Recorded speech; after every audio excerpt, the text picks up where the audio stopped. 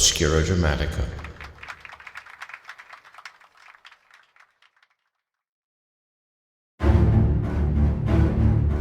The hatch door opened onto a medium-sized room, devoid of furniture and with doors to the hall and to the adjoining room.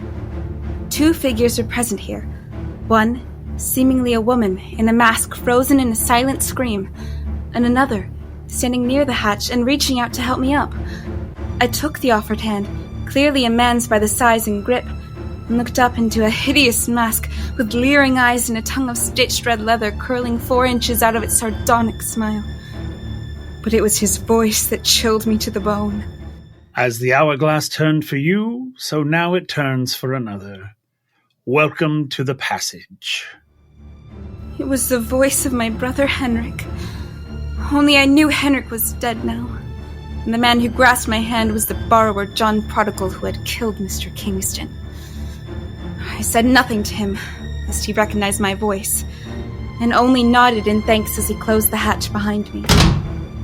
The 3 of us stood in silence for perhaps 5 minutes or more, and there was a soft sound from behind the door, as if a gong had been struck.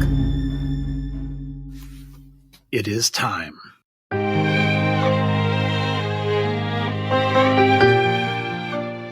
Obscura Dramatica presents Borrowed Lives by David Bareford, starring Lauren Rogers as Elise. Episode 8, Through a Glass Darkly.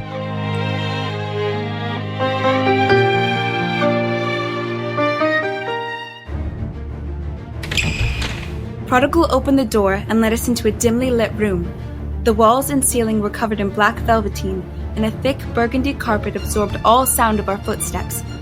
Amos, still wearing his mask with its horrible grin, stood near a brass gong and a silver candelabra with 5 tapers. There was no furniture here, but the center of the room was dominated by 2 large metallic cases with glass lids, 6 feet long and disturbingly shaped in the outline of a human form. I realized I was looking at 2 zinc burial caskets, such as had been used to transport poor President Lincoln to his final resting place. Prodigal motioned me and the other woman to opposite sides of the caskets, while he took up a position at the head so that the 4 of us formed a diamond around the burial cases. From north and south and east and west, we gather. As the sands of the glass converge to mark the passage of time, so we convene to break time's hold upon us. We stand united ready to aid a friend's passage. Let the director come. The far door opened then, and another robed figure emerged. A woman, about my size, unhooded with long brown hair like I used to have. Her masks had 2 faces, one grinning and one in agony like the comedy and tragedy masks of theater. They were joined at the middle and angled slightly to face different directions. I could only assume the woman's eyes saw out through one eye hole from each face. She raised her hands and spoke. All is prepared. Keeper, bring the vessels. So this was Honore. Her voice carried authority and command, yet it was younger than I expected, and in a way somehow familiar, as though I'd heard it before. All evening, Jessie had told me about the ritual and instructed me to watch Honore carefully to learn it from her. But that was not why I had come. I had to find some way to rescue Liberty, to escape with her. Was she in the next room? East, bring out the traveler. The woman across the caskets from me turned and walked through the far door. My mind was racing. If she was east and Prodigal was north, that would make me... West, bring out the envelope. With a freezing ball of ice in my stomach, I followed the woman into the room behind Honore and Prodigal. It was the cage room, and Liberty still stood inside, but Charles Michael was here too, in a simple white dress and without a mask. East nodded to her and gestured toward the door to the sacred chamber. Ugh, it's about time. Time for what? Who are you? Where are you taking her? Quiet, you. As Charles Michael and the other borrower returned to the sacred chamber, I looked toward the door into the hall. The way was clear. I stepped toward the cage. What do you want? Liberty, come with me. No, you stay away from me. Oh, wait. Graveyard. What did you say? It's Elise, it's me. Elise. Oh, thank God. Wait, you're a woman now. It's a long story, but we need to go now. Is there a problem, West?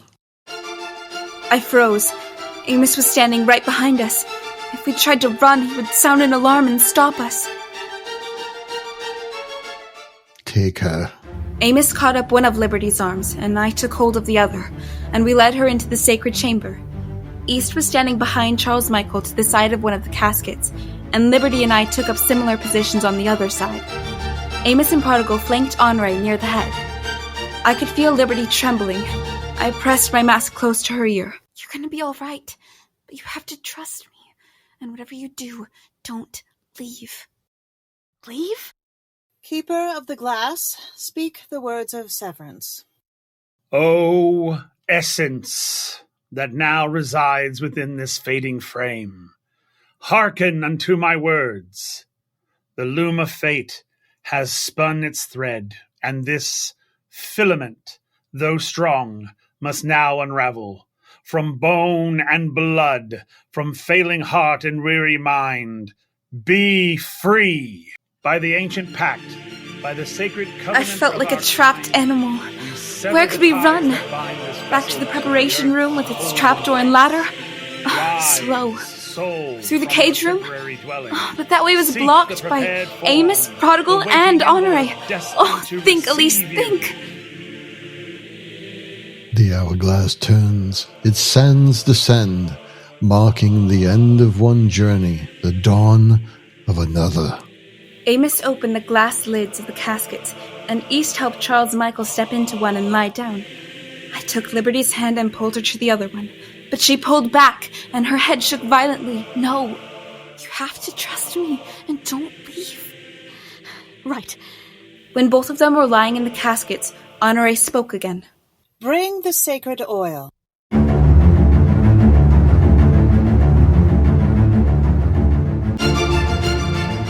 Amos and Prodigal produced large brown bottles, which they uncorked and poured onto cloths.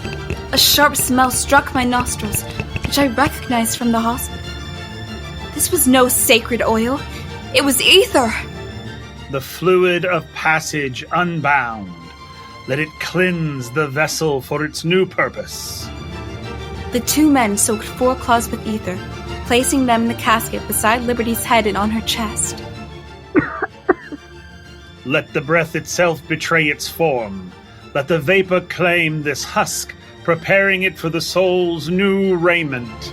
They closed the casket lid, latching it down tightly. No, get me out of here! I can't breathe. The envelope opens as breath departs. A vessel is yielded, the new journey starts. The envelope opens as breath departs. A vessel is yielded, the new journey starts. Liberty's cries grew weaker and more labored as the ether filled the air of the coffin. Please, I didn't. She soon dropped into sleep as the fumes overtook her, but the chanting continued. The other borrowers even stepped closer, watching poor Liberty through the casket lid in morbid curiosity. But Honore stood apart, aloof, toying with the dripping wax of a candle as though bored with the whole thing. And then, in the gloom of the sacred chamber, I saw my friend Liberty die.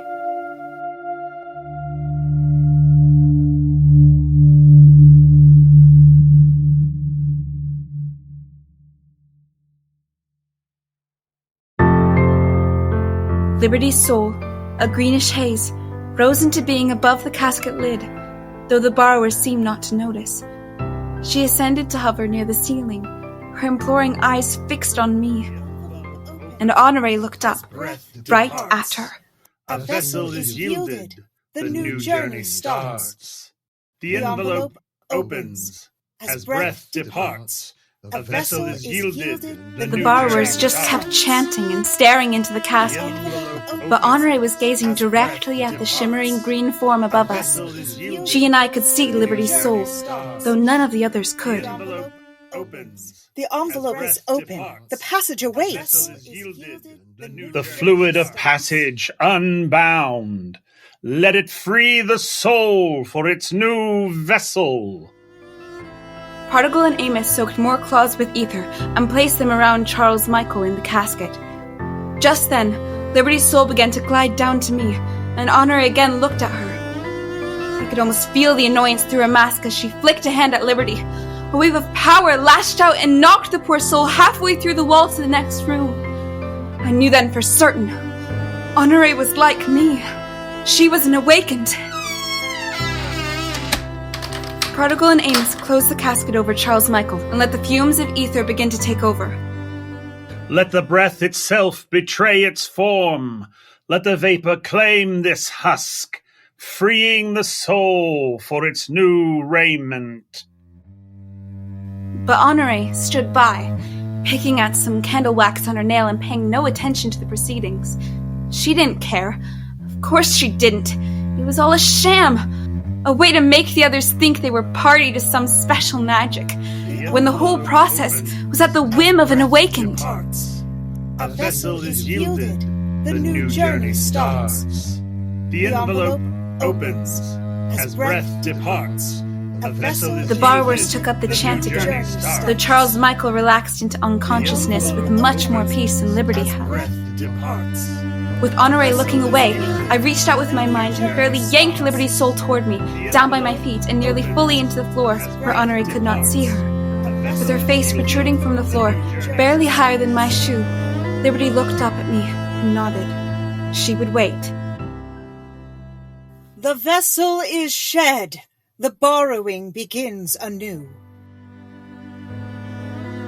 I looked up, seeing Charles Michael's soul beginning to form above the casket. But rather than looking like Mrs. Stevens, the soul had taken the shape of a man, corpulent and balding. Even in this state he seemed smug and self-important. Honore's gaze was fixed upon Charles Michael, and in response he gave a bit of a mocking bow. It was evident they had done this before, likely many times. The other borrowers still did not see, but busied themselves opening both caskets. And then I noticed something else. Something none of the others did. I saw the door from the cage room slowly open. A moment later, a face peeked in. It was Alexandra. Charles Michael, we call upon your soul. We pluck you from the great cycle and grant you new life.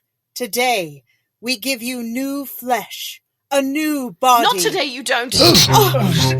What is this one? Oh, no. Honore spun around to face Alexandra, and Alex's fist flashed out. Oh! Honore's mask went flying. Alex lunged for her throat, and the two locked in a grapple. For my part, I reached down and grabbed Liberty's soul. My hand closed around nothing, but I could feel her in my grasp, and I'm chagrined to say I fairly hurled Liberty's soul back into her body. She lurched up with a start. Oh, Elise! Liberty, run! What the devil? The other masked woman, whoever she was, grabbed for Liberty, and I moved as if to help her, but instead caught up one of the ether-filled claws and forcefully shoved it up under her mask, covering her nose and mouth, and choking her on the fumes as my other hand pressed against the back of her head. There was a flash of green in my face and a cold chill as Charles Michael's soul flailed at me, trying to distract me, but I imagined kicking him savagely, and somehow his soul flew back as though the blow had landed. Then, as the woman in my grasp fell limply to the floor, my own mask was roughly ripped from my face. You! This isn't Laura, she's an Atropos! Amos leaped at me then, but I jumped back and he stumbled and fell over the fallen woman. Liberty started to climb out of the casket, but John Prodigal seized her from behind. The envelope wakes! John Prodigal grabbed Liberty's head and with both hands twisted it viciously, suddenly, and much, much too far. Elise! Help me! And Liberty's soul was ejected out of her broken body, still with a look of surprise and terror on her face. Alex was still grappling with Honore, and now Amos started to rise. I grabbed the edge of Liberty's casket and pulled with all my strength, bringing the whole thing to the floor. Amos went back down, trapped under the weight of the casket. Liberty's body tumbled out at my feet, her head flopping over in sickening fashion on its broken spine. Prodigal reached into the other casket, shaking and slapping the body within. Charles Michael, awake! Come back and awaken! But they couldn't see that the soul of Charles Michael was not there to respond, but was instead hovering above us, glaring at me with a look of pure contempt. I thought of all the people, many of them likely young women like me, that had died to keep this monster alive, and I was filled with rage. You want Charles Michael? I reached out and caught Charles by a leg and flung him down, right down into Liberty's broken body.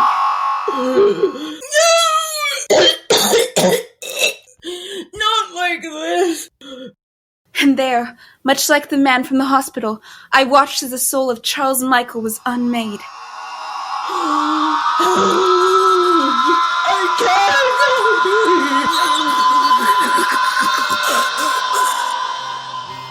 I knew he deserved it, from all the crimes he had done against innocent people, but I also knew Liberty could never claim her own body again. Stay back! I'll kill her! I looked up as Prodigal stepped back, hands raised. Alexandra had gotten the better of Honore and was gripping her tightly from behind, with Kingston's straight razor hovering at her throat. I will do it! I will! Go ahead. Try to kill her. She'll come right back and we'll hunt you down.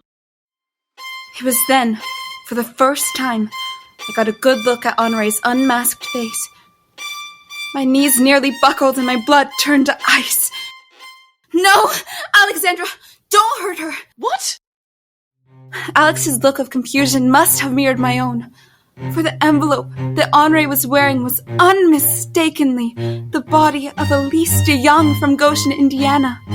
She was me. Elise, what's...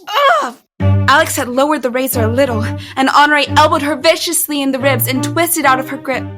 Prodigal, kill them! Honore dashed for the cage room while Prodigal lunged for Alex, but Alex snatched up the candelabra and flung it at him, striking him in the chest and face. Oh, damn you! The room went dark, except for a slash of light from the half-open door. I started to run for it, but my feet tangled on the limbs of Amos and the woman, and I fell heavily. Stay back! Ugh. Prodigal had advanced again, and Alexander had slashed his hand with the razor, and he drew back. As I scrambled to my feet, my hand moved against something rolling on the floor. An ether bottle! I grabbed it as I stood up. Elise, out, now! Liberty, come on! Oh, there's no lock! Here, the chair. Alex grabbed a tall-backed wooden chair in the cage room and wedged it under the handle of the door to the sacred chamber. It would make it difficult for the people inside to come this way, at least for a while. Where's Honore? Who? Oh, the one you are fighting. She can't have gone far. We ran for the main staircase and headed for the lobby, with Alex in the lead and Liberty following behind me. She moved clumsily, almost stumbling once or twice. Elise! What happened to me? Why can't I run right? Well, I'll explain later. We ran downstairs and out into the lobby, but when Alex tried to open the front door... It's locked! How did she have time to... She didn't. She ran out the back, the alley, come on. Elise, wait! What? We have to catch her. We have to get away! Why are we chasing that woman? Because her envelope is me. It's my body. Honore? That's you?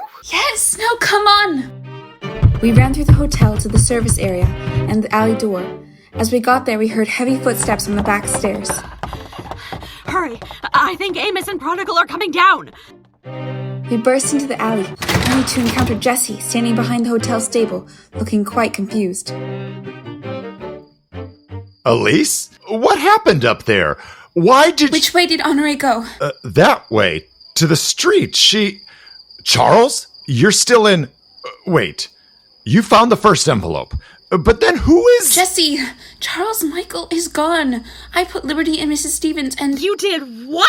Because Prodigal killed you. This isn't Charles Michael? What? Me? Oh my god! I'm Mrs. Stevens!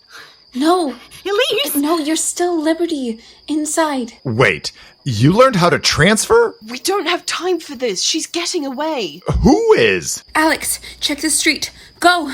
Right. That's the girl from the morgue. Her name is Alexandra. She's a friend. Honore said there was an Atropos agent. No, not Atropos. We stopped the ritual, and now they're after us. Who is? Hey, Missing Prodigal, because we attacked Honore. Attacked her? What in... Jesse, she's wearing my original. Honore's new envelope is you? Yes, and I intend to get it back. Elise, trouble! Oh, they're coming. Oh, please, Jesse, can you stop them? Delay them a little. I'll try. Go! Go! As Amos and John Prodigal lunged out into the alley, Jesse drew a small derringer from his vest pocket. Liberty and I ran around the side of the stables to Clark Street, where we saw Alexandra frantically waving to hire a paid carriage.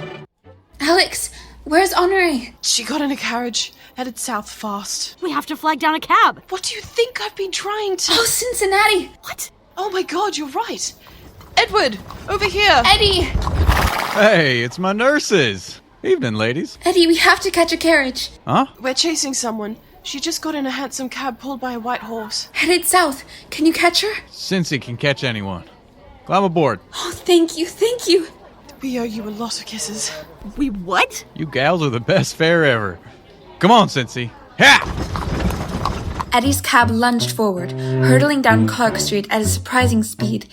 Alex sat beside Eddie on the driving bench, while Liberty and I bounced around in the back. Any idea where the other cab's headed? Palmer House. Gotta be. Great. Straight shot from here. Yeah, come on, boy. Elise, tell me what happened to me. Why am I not me? You're in a different envelope. A different body. Like I am. What? How is that? What do you remember? They put me in that horrible casket with the fumes and then everything got all fuzzy. I think I woke up once and someone grabbed my head. Prodigal. He broke your neck. What? That's why I couldn't put you back in your original body. Mrs. Stevens was the only other envelope around. They killed her too? Mrs. Stevens, inside at least, was for years a borrower named Charles Michael, and he wanted to take your body for himself. I knew I never liked her. Him. He was not a nice man. So, this is my body? Forever? I don't know. Yes, for now. Until we can work something out. Oh, I'm sorry, Liberty. I was just doing my best to keep you alive. No, that's all right. A strange body is better than no body. Thank you. Up there. The white horse carriage. They've stopped. Oh, because the Clark Bridge has swung open. Barge traffic, probably. Pull us up alongside. Told you Cincy could catch him. As we rolled up to the left of the carriage, the other driver looked over. He was an older man, maybe in his 60s, slight of frame and gray of hair. Eddie waved to him. Evening, Thomas. Fine night for a fare. Would be if these bridges weren't so damn slow. Just then, his passenger leaned forward and looked at us. It was an eerie feeling, seeing my own self staring back at me, like a reflection I knew was no mirror. I'd cut over to Wells, but that boat's headed that way. The driver suddenly cried out, for Honore had shoved him from behind, forcing him completely off the driving bench and onto the ground between the carriages.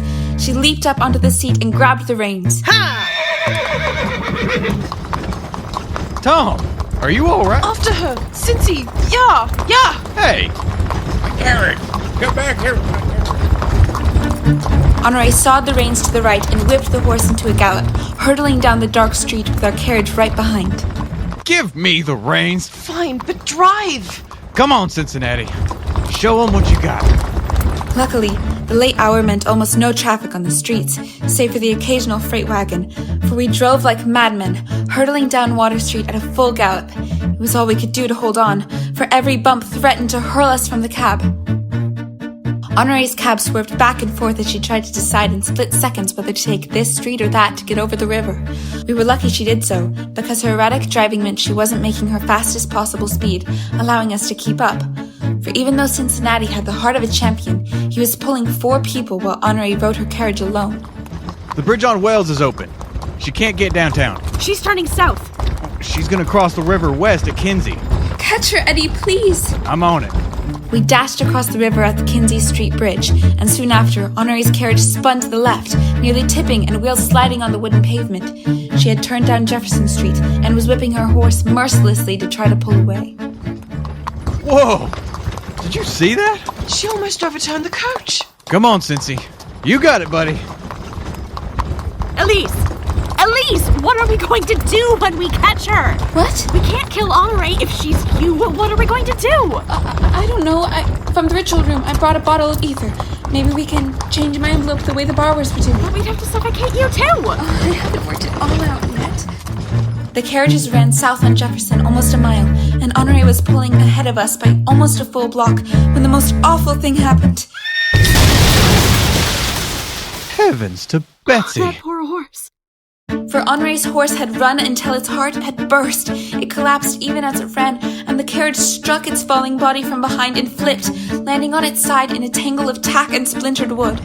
Whoa, ease up, Cincinnati. Ease up. Where's Honore? Oh, please tell me she's not dead. There she is. Honore staggered up out of the wreckage, a line of blood down her face, but otherwise seemingly all right. She ran down a small side street as we pulled to a stop. Okay, last stop. Jefferson and DeCoven. Eddie, you are the best. So many kisses we owe you. I'm keeping track. Don't worry. Now go on. Go. Come on, let's get her. Thank you. Liberty, Alexandra, and I ran down the small side street after Honore, but we soon realized she was nowhere to be seen. The street was deserted, just a narrow strip of Nicholson pavement, separating two rows of small, dark, windowed houses. At this late hour, only the moon provided any light. Where did she go? Into a house? Couldn't. They'd be locked up for the night. The alley, this way. We ducked into the alley behind the houses. It was lined on both sides with long rows of stables and sheds, some padlocked and closed, others with open doors. She could be anywhere. Split up. I'll take the left side, you take the right. And I'll start farther down. Sing out when you find her, and be careful. I went down 4 or 5 houses before I chose a barn whose door was not quite closed, open just enough to slip through. I stepped into the darkness, hoping my eyes would adjust enough to see. I could hear the breathing and small movements of a large animal, a horse or a cow, but I could see nothing. I was about to open the door wider for more light when I noticed a lantern and a small box of matches on a shelf near the door, illuminated just enough by the gleam of the moon through the opening. I struck a match and lit the wick. Who are you? I spun around. Honore was standing behind me, about 10 feet away, near a brindle cow, tied to a ring on the wall. I was still shocked to see myself staring back at me, and even stranger to see my own hand leveling a pistol, pointing it right at my face. You're not Laura. Who are you, and why are you chasing me? I'm Elise DeYoung, and you're going to give me my body back. I'm an awakened, like you.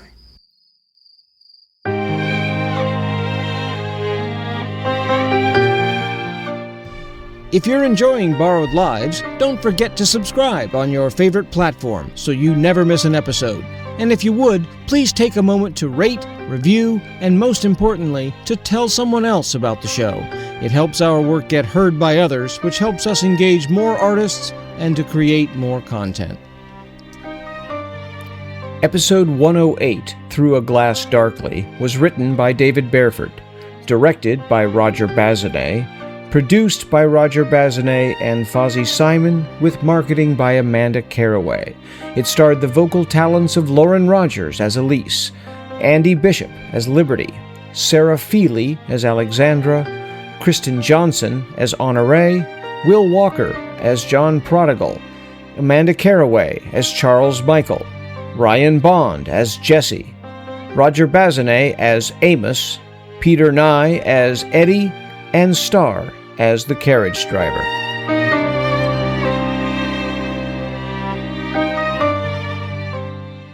Awakened, perhaps. But you're far from like me. Not yet.